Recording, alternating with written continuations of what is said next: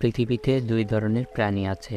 সময়যান্ত্রিক প্রাণীদের এক ভাগ ঘড়ি ব্যবহার করে, আর এক ভাগ প্রকৃতির উপর নির্ভর করে।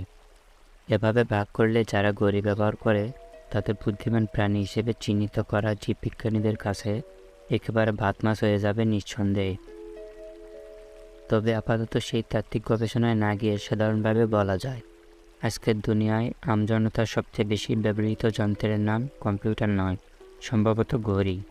কিন্তু এই ঘড়িকে প্রাচীনকাল থেকে অনেক বিবর্তনের মধ্য দিয়ে আজকের চেহারায় আসতে হয়েছে।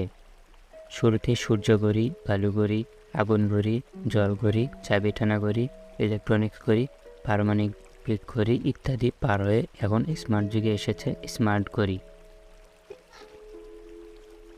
তবে মানবজাতির মধ্যে ঐতিহ্য আর অ্যান্টিকের প্রতি দুর্বার আকর্ষণের কারণে এই স্মার্ট যুগেও এখনও মধ্যযুগের চাবি টানা ঘড়িকে বাতিল ঘোষণা করা যায়নি।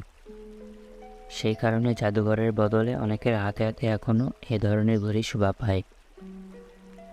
কিন্তু আধুনিক ইলেকট্রনিক্সে নির্ভরশীল অনেকের হাত হয়তো মাথায় ঢোকে না, ব্যাটারি কিংবা বিদ্যুৎ ছাড়া এই যন্ত্র চলে কীভাবে। মধ্যযুগে আবিষ্কৃত এই যন্ত্র আসলে অনেক দিনই মানুষের বিস্ময়ের কারণ ছিল, কিন্তু ভিতরের কলকবজা সম্পর্কে জানলে একটু সেই রহস্য ভেদ করা সম্ভব।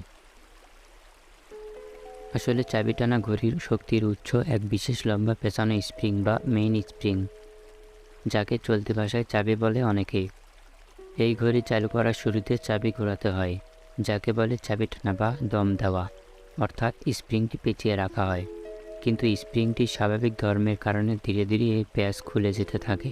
সেই সঙ্গে স্প্রিংয়ের গায়ে লাগানো ধারকাটা চাকায় শক্তি সঞ্চারিত হয়ে চাকাটিকে এদিক ওদিক বারবার ঘোরাতে থাকে। ক্রমে এই চাকায় লাগানো গিয়ার তার পাশের চাকাগুলোকে ঘোরাতে থাকে, যার সঙ্গে যুক্ত থাকে সেকেন্ড, মিনিট আর ঘন্টার কাঁটা। অবশ্য সেগুলোর চাকায় নির্দিষ্ট খাস কাঁটা থাকে, তাই ঘড়ির ডায়ালে আমরা সেকেন্ড, মিনিট আর ঘন্টার কাঁটাগুলো সুষমভাবে ঘুরতে দেখি। এভাবে চাবি টানা ঘড়ির সময় নির্দেশ করে।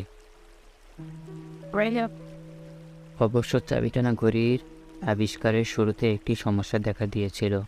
সেটি হচ্ছে মেইন স্প্রিংয়ের প্যাচ যতই খুলে যেত ততই এর চাকা ঘোরানোর শক্তি কমে যেত।